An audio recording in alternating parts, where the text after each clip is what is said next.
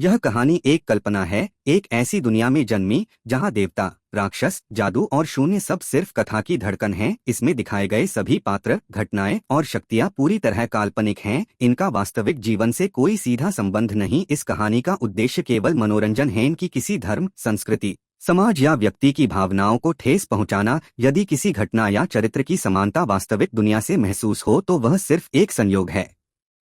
कृपया इस कहानी को एक काल्पनिक ब्रह्मांड की यात्रा की तरह सुनें और वास्तविक जीवन में किसी भी जादू, शक्ति या हिंसा को अनुकरण करने का प्रयास न करें। अब आराम से बैठिए, सांसों को शांत कीजिए और चलिए प्रवेश करते हैं इस रहस्यमयी कथा में जहां अग्नि, छाया और शून्य एक नई नीति लिखने वाले हैं। अध्याय 13 छायादुर्ग का सत्य। अंधलोक का वातावरण हर क्षण और भारी होता जा रहा था। जैसे जैसे तीनों छायादुर्ग की ओर बढ़ रहे थे, हवा में मौजूद अंधकार मानो उनके सीने पर हाथ रखकर दबा रहा हो। मीरा को महसूस हुआ, उसका दिल तेज धड़कने लगा है। उसकी सांसें भारी थीं। उसने डरते हुए आर्या का हाथ पकड़ लिया। आर्या का चेहरा भावनाएं छुपाने की कोशिश कर रहा था, पर उसकी आंखों की गहराई कह रही थी कि वह भी इस लोक की ऊर्जा से बुरी तरह प्रभावित है। अश्वीर अब भी शांत, अब भी स्थिर, पर उसके भीतर एक तूफान धीरे धीरे आकार ले रहा था। जिस सत्य का जिक्र अंधराज ने किया था, वह सत्य उसके रक्त को जला रहा था। छायादुर्ग का प्रवेश। छायादुर्ग के विशाल द्वार बड़े नहीं थे, बल्कि जीवित थे। उनकी सतह धीरे धीरे सांस ले रही थी, फूलती और सिकुड़ती हुई। मीरा भयभीत, यह पत्थर नहीं है, आर्या, नहीं, यह एक जीवित छाया है। अंधलोक में स्थिर वस्तुएं बहुत कम हैं। अश्वीर ने अपना हाथ द्वार पर रखा। द्वार कांप गया और फिर धीरे धीरे दो हिस्सों में बंट गया। अंदर गहरा अंधेरा, इतना कि आंखों के सामने अपनी हथेली भी दिखाई न दे। मीरा, यहां हम देख भी कैसे पाएंगे आर्या, यह अंधलोक है। यहां आंखों से नहीं, आत्मा से देखा जाता है। अश्वीर, मेरे पीछे रहो। और तीनों छायादुर्ग में प्रवेश कर गए। दुर्ग की आंतरिक गहराई। अंदर का वातावरण अजीब था, इतना शांत कि दिल की धड़कन खुद ही एक आवाज बन जाए। दीवारें अंधेरे से बनी थीं, पर उनमें कभी कभी हल्की बैंगनी रेखाएं दिखाई देतीं, फिर जैसे कोई छिपी शक्ति उनमें घूम रही हो। मीरा, यह जगह इतनी शांत क्यों है? आर्या, यह शांत नहीं, मृत है। छायादुर्ग कभी जीवित आत्माओं से भरा था, अब सिर्फ भूली आवाजें बची हैं। अचानक अश्वीर रुक गया। दोनों लड़कियां भी रुक गईं। आर्या, क्या हुआ? अश्वीर धीमे स्वर में, हम अकेले नहीं हैं। छाया मंजिलों के अंदर हल्की सी सरसराहट। मीरा के बाल हल्के से खड़े हो गए। छाया यात्री। सामने की दीवार से एक आकृति उभरी। काला शरीर, कमर तक लंबा चेहरा, दो चमकती बैंगनी आंखें, बिना मुंह और लंबी अजीब उंगलियां। वह हवा में तैर रहा था। मीरा ने दबा हुआ सांस लिया। यह कौन है आर्या? छाया यात्री। ये किले की स्मृतियों के रक्षक हैं।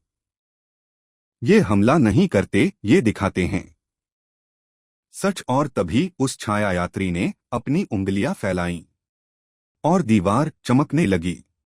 मीरा, क्या हो रहा है आर्या? यह हमें स्मृतियां दिखाने वाला है। अश्वीर, दिखाओ। जो सत्य छुपाया गया था वह सब दिखाओ। और दीवार स्मृति का दर्पण बन गई। प्रथम दृश्य, मनुष्य का आगमन। दीवार में एक धुंधला दृश्य उभरा। एक मनुष्य, साधारण कदकाठी, पर उसकी आंखों में तेज की जगह एक अनोखी शांति थी। मीरा चौंकी। एक मनुष्य प्रिमॉर्डियल जाति के पास? आर्या, हाँ, मनुष्य कभी कभी चार लोगों के बीच यात्रा कर पाते थे, पर बहुत कम। मनुष्य एक विशाल सुनहरी सभ्यता के प्रवेशद्वार पर खड़ा। प्रिमॉर्डियल प्रहरी उसे रोकते हैं, पर वह अपना हाथ उठाता है और एक सफेद प्रकाश सब में शांति फैला देता है। मीरा, यह हमलावर नहीं लग रहा आर्या, यह कोई साधारण मनुष्य नहीं है। दृश्य बदलता है। मानव और प्रिमॉर्डियल बालक। अब दृश्य में एक छोटा प्रिमॉर्डियल बालक स्पष्ट रूप से अश्वीर मनुष्य के सामने खड़ा था। मनुष्य घुटनों पर बैठता है, बालक का हाथ पकड़ता है और उसके सिर पर हाथ फेरता है। बालक की आंखें डरी हुई थीं, पर मनुष्य ने मुस्कान दी, बहुत कोमल।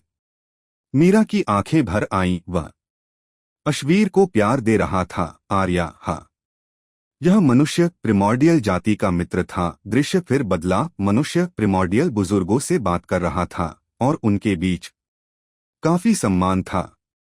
सत्य का पहला झटका। अचानक दृश्य अंधेरा हो गया। नई छवि उभरी, वही मनुष्य, पर अब अकेला। अंधेरे जंगल से गुजरता हुआ, घबराया हुआ। चारों लोगों के दूत उसे घेर लेते हैं। देवों का पुजारी, दानवयोद्धा, शून्य हत्यारा, लोकवेत्ता का दूत। चारों बोले, तुमने बहुत देखा। प्रिमॉर्डियल जाति की शक्ति को मनुष्य नहीं छू सकते। मनुष्य, मैंने कुछ गलत नहीं देखा, बस उनके साथ जीना सीखा है। देव पुजारी, यही गलती है। और उसी क्षण चारों उस मनुष्य को अंधेरे में ढकेल देते हैं। आर्या हाफ उठी। उन्होंने उसे, मतलब मीरा, उसने तो कुछ गलत नहीं किया था। अश्वीर कुछ नहीं बोला। उसके हाथ धीरे धीरे मुट्ठी में बंद हो रहे थे। अंतिम दृश्य। चिंगारी। दीवार में अंतिम दृश्य उभरा। वही मनुष्य अब अंधेरा घाव लिए, दर्शनीय रूप से कमजोर, थका हुआ, पर दृढ़। वह प्रिमॉर्डियल सभ्यता के द्वार पर पहुंचा, अकेला। और उसके पीछे चारों लोगों के सैनिक धीरे धीरे इकट्ठे हो रहे थे। मनुष्य चिल्लाया, भागो, इनकी सेना आ रही है। प्रिमॉर्डियल बुजुर्ग, सेना? क्यों? मनुष्य, उन्होंने कहा, तुम्हारी जाति बहुत शक्तिशाली है। मैंने कहा तुम शांतिपूर्ण हो, तो उन्होंने मुझ पर विश्वास नहीं किया। आंसू उसकी आंखों में थे। और अब वे तुम्हें मिटाने आ रहे हैं। मीरा की सांस टूट गई। तो उसने हमला नहीं किया था, उसने चेताया था। आर्या, इसका मतलब मनुष्य दोषी नहीं था। और तभी स्मृति की दीवार अंतिम दृश्य दिखाती है। चारों लोगों की सेना प्रिमॉर्डियल सभ्यता पर टूट पड़ती है। मनुष्य बीच में खड़ा सबको रोकने की कोशिश करता है, पर देवयोद्धा उसे धक्का देकर गिरा देता है। दृश्य खत्म। सबसे बड़ा सच, मनुष्य दोषी नहीं था। दीवार अंधेरा हो गई। छायायात्री धीरे धीरे धुंध में बदल गया। मीरा तो अश्वीर की जाति को मनुष्य ने नहीं मारा, बल्कि मनुष्य ने उन्हें बचाने की कोशिश की थी। आर्या और चारों लोगों ने गलतफहमी में उन्हें खत्म कर दिया। अश्वीर धीमे से, मनुष्य दोषी नहीं था, बल्कि वह अंतिम मित्र था। उसकी आंखों में एक आंसू चमक उठा, सुनहरी, गर्म और भारी। अंधराज का असली खेल। अचानक अंधेरा कांपा। अंधराज की आवाज गूंजी, अब समझे अश्वीर, मनुष्य नहीं। चारों लोगों ने तुम्हारी जाति की हत्या की, और अब वे तुम्हारा अस्तित्व भी मिटाना चाहते हैं। अश्वीर ने सिर उठाया। उसकी आंखों में न क्रोध, न घृणा, बल्कि सत्य स्वीकार करने का दर्द और शांत आग। तो मेरा मार्ग वही है। मैं चारों लोगों में जाऊंगा और पूछूंगा, क्यों? क्योंकि बदला नहीं। सत्य मेरा हथियार है। अंधराज ने ठंडी हंसी हंसी। और जब सत्य मिलेगा, तब बदला अपने आप जन्म लेगा। अध्याय 14। अंधराज का पुनर्जन्म। छायादुर्ग की दीवारों में स्मृतियों की चमक धीरे धीरे बुझ रही थी। उन दीवारों के बुझते ही वातावरण में एक ठंड अचानक फैल गई, ऐसी ठंड जो हवा से नहीं, किसी जीवित भय से आती हो। अश्वीर, मीरा और आर्या तीनों कक्ष के मध्य खड़े थे। मीरा के हाथ कांप रहे थे, दिखने में नहीं, महसूस में। उसने खुद को स्थिर रखने की कोशिश की, पर वातावरण जैसे अंदर तक घुस रहा था। आर्या ने धीरे कहा, सावधान रहो। अंधराज अब सच में जागने वाला है। उसके शब्दों की प्रतिध्वनि छाया की दीवारों में खो गई। अश्वीर शांत, स्थिर, पर भीतर गूंजता हुआ, मैं तैयार हूं। अंधलोक का भार। फर्श कांप उठा, पहले हल्का, फिर तेज और फिर इतना तीव्र कि दीवारें भी हिलने लगीं। मीरा एक कदम पीछे हट गई। यह क्या हो रहा है? आर्या ने उसकी बाह थाम ली। अंधलोक अपनी शक्ति अंधराज को दे रहा है। यह उसका घर है, यहाँ उसकी शक्ति 10 गुना बढ़ जाती है। अश्वीर ने आंखें बंद कर लीं, अपने भीतर की आग शांत रखी पर तैयार। अंधराज की पहली झलक। कक्ष का केंद्र द्रव अंधकार की तरह हिलने लगा। फिर उसमें से एक हाथ उभरा, लंबा, काला, पतला, और उसकी उंगलियों से काली धूल झर रही थी। मीरा ने सांस रोकी। वह बाहर आ रहा है। फिर दूसरा हाथ, फिर उसके कंधे, और फिर उसकी आंखें। 2 भयंकर गहरे बैंगनी गोले जो छाया को भी चीर देते थे। अंधेरे से निकलता हुआ उसका शरीर पतला पर अनगिनत छायाओं से बना। वह अब पूरी तरह खड़ा था, पहले से विशाल, पहले से भारी, पहले से अधिक जीवित। उसका स्वर ऐसा था जैसे हजारों मृत आत्माएं एक साथ बोल रही हों। अश्वीर। मीरा तुरंत पीछे हट गई। आर्या का हाथ स्वतः उसकी तलवार रात तक गया। अंधराज ने घूरा। अब हमारी वास्तविक लड़ाई शुरू होती है। अंधलोक का नियम, प्रकाश यहां मरता है। अंधराज ने अपना हाथ उठाया। कक्ष की सारी रोशनी, दीवारों की हल्की चमक, मीरा की आत्मा का उजाला, आर्या की अग्नि की धड़कन, सब एक ही क्षण में कमजोर पड़ गई। आर्या की आंखें फैल गईं। नहीं, यह तो अंधलोक का नियम है। यहां प्रकाश धीरे धीरे मरता है। मीरा डर गई। तो हम? आर्या, रोशनी जितनी कम होगी हम उतने ही कमजोर। अंधराज। सही कहा। और इस लोक में मैं अजेय हूं। अश्वीर ने धीरे कहा, मैं प्रकाश नहीं हूं, मैं प्रकाश विनाश हूं। अंधराज के चेहरे पर पहली बार एक खतरनाक मुस्कान उभरी। पहला प्रहार। बिना चेतावनी अंधराज सीधे अश्वीर पर टूट पड़ा। उसका विशाल हाथ काले तूफान की तरह बढ़ा। खर्र। अश्वीर ने बिना पीछे हटे अपनी हथेली उठाई। एक हल्की सुनहरी रेखा, बस एक रेखा, उसकी उंगलियों से निकली और धक, अंधराज का पूरा शरीर सीधे पीछे फेंका गया। दीवार से टकराया, छाया टूटकर बिखरी और कक्ष कांप उठा। मीरा की सांस रुक गई। ये क्या शक्ति है? आर्या धीमे स्वर में। अश्वीर अभी भी आधा जागृत है। अगर यह पूर्ण जाग गया, यह लोक एक धुएं के बादल में बदल जाएगा। अंधराज खड़ा हो गया और हंसा। अंधराज का वास्तविक रूप। उसके शरीर से काली धूल उठने लगी। उसकी आंखें फैल गईं। अब 3 थीं, फिर 6, फिर 9। हर आंख छाया का दरवाजा।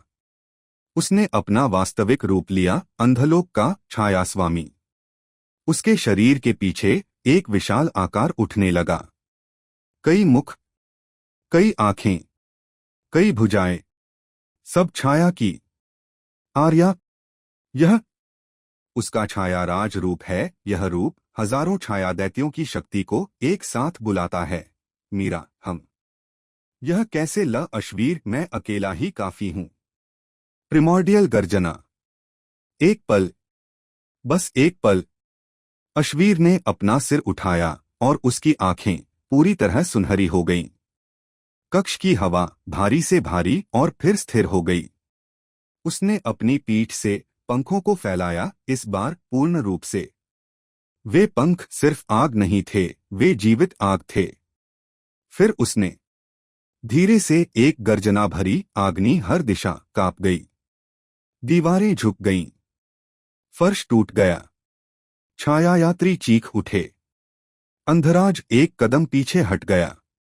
आर्या ने फुसफुसाया, यह प्रिमॉर्डियल गर्जना है। मीरा, यह क्या करती है? आर्या, यह भय को नहीं, सत्य को जगाती है। जो भी यह गर्जना सुन ले, उसके भीतर का असली स्वरूप खुल जाता है। अंधराज के चेहरे पर भय का पहला चिन्ह उभरा। युद्ध की शुरुआत। अंधराज चिल्लाया, तुमने गलती की है। अश्वीर, उसकी छाया भुजाएं एक साथ अश्वीर पर टूट पड़ी।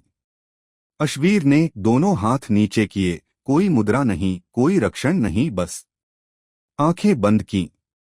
उसके चारों ओर एक हल्का सुनहरी वृत्त उभरा। छाया भुजाएं उससे टकराईं और कुछ भी नहीं हुआ। भुजाएं धूल में बदलकर गिर गईं। अंधराज, यह क्या? अश्वीर ने आंखें खोलीं। अंधराज, तू छाया है और मैं तेरा उजाला नहीं, तेरा अंत हूं। और अगला क्षण छायादुर्ग पूरे अस्तित्व में हिल उठा। अंधराज का विनाश। अश्वीर ने अपनी हथेली आगे की, उसकी उंगलियों से सुनहरी रेखाएं छाया को चीरती हुई अंधराज के सीने में घुस गईं। अंधराज चीख पड़ा। ना, पूरा कक्ष काले तूफान की तरह घूमने लगा। मीरा जमीन पर गिर गई। आर्या उसे ढककर खड़ी हुई। अंधराज का विशाल रूप टूटने लगा। छाया के कण चारों ओर उड़ने लगे।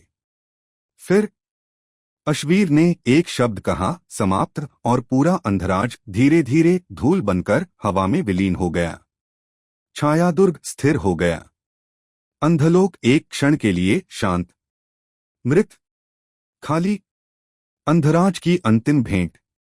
अचानक अश्वीर के सामने एक छोटी बैंगनी रोशनी उभरी। वह आवाज कमजोर पर पहचानी हुई, अश्वीर, अंधराज का अंतिम अवशेष। अश्वीर, अब क्या? अंधराज, मैं दुश्मन था, पर सत्य मुझे भी पता था। चारों लोगों का असली कारण एक शक्ति नहीं था, बल्कि एक भविष्यवाणी थी। अश्वीर, कौन सी वाणी? अंधराज, वह मनुष्य जिसने तुम्हें बचाया था, उसने ही वह वाणी कही थी। अश्वीर स्थिर। अंधराज का अंतिम वाक्य उस भविष्यवाणी में तुम्हारा नाम लिखा था, और वह पूरी तरह विलीन हो गया। अध्याय 15 प्रिमॉर्डियल भविष्यवाणी। अंधराज के समाप्त होते ही छायादुर्ग की हवा हल्की हो गई थी। जो दमन अभी तक उनके सीने पर बैठा था, मानो किसी ने धीरे से हटा दिया हो। मीरा ने गहरी सांस ली। पहली बार उसे महसूस हुआ कि उसकी सांस हल्की है। आर्या थोड़ी थकी हुई, पर अब भी सतर्क, धीरे से बोली, अश्वीर, अब जब अंधराज मर चुका है, उसकी शक्ति भी चली गई है। पर उसकी आखिरी बात, वह भविष्यवाणी। मीरा कांप गई। वह मनुष्य जिसने अश्वीर को बचाया था, उसने ही कोई भविष्यवाणी बोली थी। क्या क्या उसी वजह से पूरी प्रिमॉर्डियल जाति को? अश्वीर ने धीरे से कहा, हाँ, वही कारण था। उसकी आंखें गहरी, बहुत गहरी, और अनकहे सत्य से बोझिल। स्मृति का द्वार, अंतिम टुकड़ा। छायादुर्ग के बीचों बीच एक वृत्ताकार पत्थर धीरे धीरे चमक उठा। सुनहरी नहीं, बैंगनी नहीं, दोनों का मिश्रण। आर्या, यह स्मृति का द्वार है। अंधराज ने मरते समय जिस स्मृति की ओर इशारा किया, वह यही है। मीरा डरते हुए, क्या क्या यह सुरक्षित है? अश्वीर, यह सत्य है। सत्य कभी सुरक्षित नहीं होता। वह आगे बढ़ा और अपना हाथ उस पत्थर पर रखा। पत्थर धड़क उठा। धुम्मा और पूरा कक्ष एक सफेद धीमी धीमी रोशनी में डूब गया। स्मृति खुलती है। वह मनुष्य दृश्य उभरा। वही मनुष्य, कमजोर, घायल, पर उसकी आंखों में अब भी अटूट विश्वास था। वह प्रिमॉर्डियल बुजुर्गों के सामने खड़ा था। उसके चारों ओर गर्म हल्की सुनहरी आभा। प्रिमॉर्डियल बुजुर्ग, तूने हमें भविष्य की चेतावनी देने के लिए धन्यवाद। मानव मनुष्य, मैं तुम्हारी जाति को मिटते नहीं देख सकता। उसकी आवाज कांप रही थी। फिर उसने अपनी छाती पर हाथ रखा और कहा, मैंने एक दृश्य देखा है, एक भविष्य। बुजुर्ग, कौन सा भविष्य? मनुष्य, एक ऐसा भविष्य जिसमें तुम्हारी जाति से एक बच्चा जन्म लेता है। दृश्य चमका और प्रकट हुआ एक छोटा प्रिमॉर्डियल बालक आग की लपटों में पर भय से कांपता हुआ। मीरा की आंखें फैल गईं। यह अश्वीर है आर्या। हाँ, यह वही दृश्य है। भविष्यवाणी का पहला वाक्य। मनुष्य, उस बच्चे के भीतर एक शक्ति जागेगी जो आपकी जाति ने कभी छुई भी नहीं। बुजुर्ग चौंके। मनुष्य, वह शक्ति प्रकाश को भी नष्ट कर सकती है और छाया को भी। वह दोनों का अंत है मीरा, दोनों का अंत आर्या। प्रकाश विनाश, छाया विनाश। अश्वीर, मेरी शक्ति। दृश्य आगे बढ़ा। भविष्यवाणी का दूसरा वाक्य। चारों लोगों का डर। जब प्रिमॉर्डियल बुजुर्गों ने यह सुना, उन्होंने भय नहीं दिखाया, उन्होंने दुख दिखाया।